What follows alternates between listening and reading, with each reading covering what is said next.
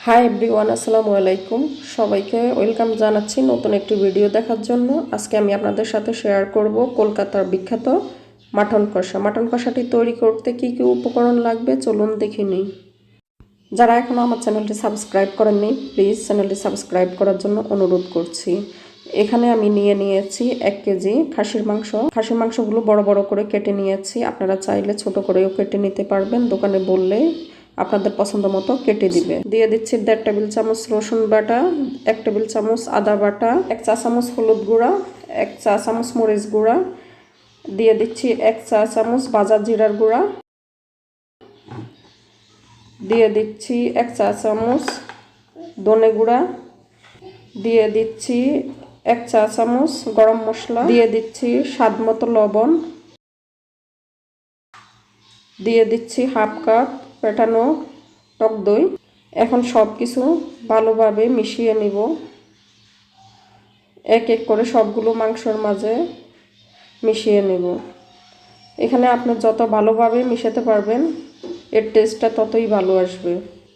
আমি একটু সময় নিয়ে মাংস এবং মশলা সবগুলো মিশিয়ে নিয়েছি। এখন 1 ঘন্টার জন্য ঢেকে রাখবো। আপনারা চাইলে ওভারনাইট রেখে দিতে পারেন নর্মাল ফ্রিজে। এখন একটা পাতিলে আমি এখানে 1.5 চা চামচ চা পাতা দিয়ে দিয়েছি লিকার করার জন্য। এখানে পানি দিয়ে দিয়েছি 3 কাপ। লিকারটা তৈরি হয়ে গিয়েছে, এখন ছেঁকে নিচ্ছি। ছেঁকে নিয়েছি।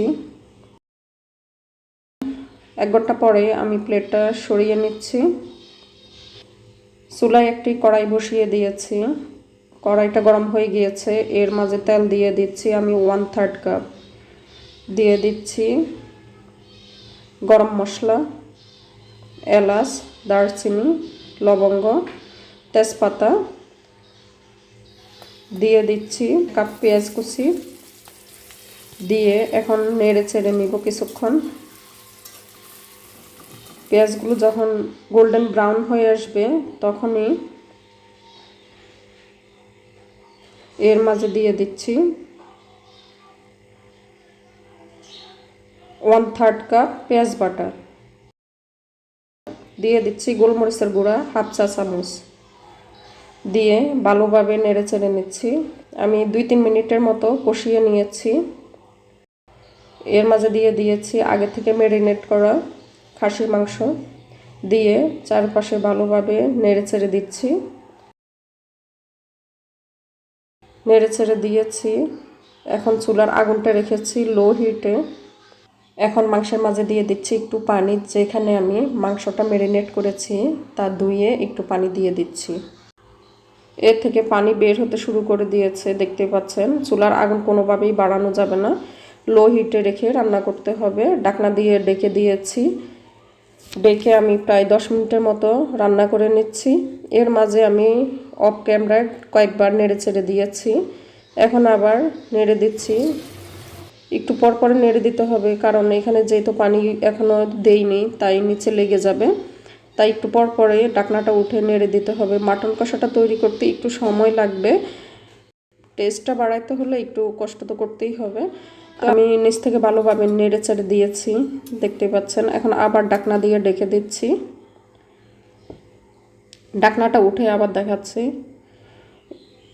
আবার নিচে নেড়ে দিচ্ছি যাতে লেগে না যায়। লেগে গেলে মশলাটা পুড়ে পুড়ে যাবে।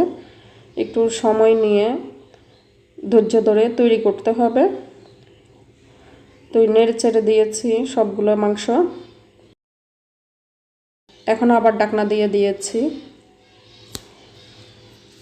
ঢাকনাটা উঠিয়ে নিয়েছি।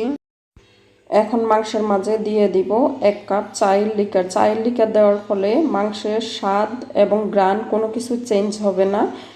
এর কালারটা খুব সুন্দর আসবে এবং খেতেও ভালো লাগবে। দিয়ে আমি ভালোভাবে নেড়ে চেড়ে দিয়েছি।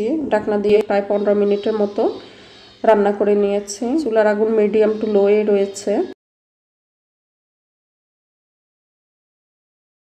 এখন আবার ঢাকনা দিয়ে দিয়েছি।